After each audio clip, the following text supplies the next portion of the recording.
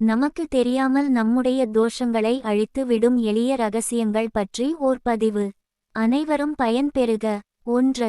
படுக்கை அறையில் தலை அருகே நீரை வைத்து உறங்கிவிட்டு அந்த நீரை காலையில் செடிகளுக்கு விட சுக்கிரதோஷம் படிப்படியாக குறையும். இந்த விவரத்தை மாற்றி சொல்லலாம். படுக்கைக்கு நாம் எடுத்து செல்லும் குடிநீர் காலையில் மீதம் இருந்தால் செடிகளுக்கு, குறிப்பாக துளசி அல்லது தொட்டாச்சினுங்கி செடிகளுக்கு விட்டு விட வேண்டும். 2. அடிக்கடி பசுவிற்கு வாழைப்பழம், கற்கண்டு பொங்கல் கொடுப்பது சந்திரனின் ஆசிகளை நமக்கு கொடுத்து புகழை பெற்று தரும். 3. வசதி இல்லாத குடும்பத்தினருக்கு ஈமச் சடங்குகள் செய்ய பணம், பொருள் கொடுத்து உதவி செய்தல் சனியின் ஆசிகளை கொடுத்து ஆயுளை விருத்தி செய்யும். 4. ஆசான், வேதம் படித்தவர், நம் முன்னோர்கள் மற்றும் சாதுக்களை விழுந்து வணங்கிட, புண்ணிய யாத்திரைக்கு இல்லாதவருக்கு பொருள் கொடுத்து உதவுவது, குழந்தை பெற்ற ஏழை தம்பதியருக்கு பொருள் கொடுத்து உதவுவத குருவின் ஆசிகள் கிடைக்கும். 5. சிதலம் அடைந்த கோவில்களுக்கு நீர்நிலை உண்டாக்குதல், தண்ணீர் தொட்டி, குளம் சரி செய்தல் அல்லது செய்பவருக்கு உதவுதல் தேவதைகளின் ஆசிகளை கொடுத்து நமக்கு வசியமும் கவர்ச்சியும் கொடுத்துவிடும். 6.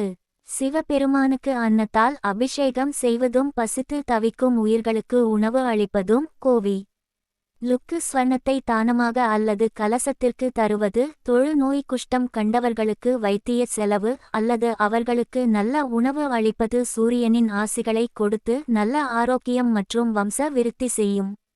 7. திருமணம் செய்ய ஏழை பெண்களுக்கு பொருள் கொடுத்து உதவுதல், நம் வாழும் மனை, தொழில் செய்யும் மனை கைகளால் தொட்டு வணங்குதல், மேலும் பூமிக்கு மரியாதை செய்தல், பல உயிர்களை வளர்த்தல்.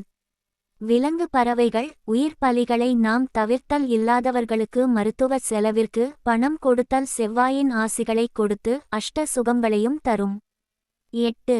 ஏழை குழந்தைகளுக்கு கல்விக்கு பொருள் உதவி செய்தல், புதன்கிழமை தோறும் அன்னதானம் செய்தல், புதிய உடைகளை தானம் செய்தல், குறிப்பாக குளிர் காலத்தில் செய்வது புதனின் ஆசிகளை நமக்கு கொடுத்து சண்டை பொறாமையினால் வரும் நோய், திருஷ்டி, நீதிமன்ற சோதனை போன்ற தொல்லைகளை விலக்கி நல்ல தொழில், மென்மையான வாழ்க்கையை கொடுக்கும். 9.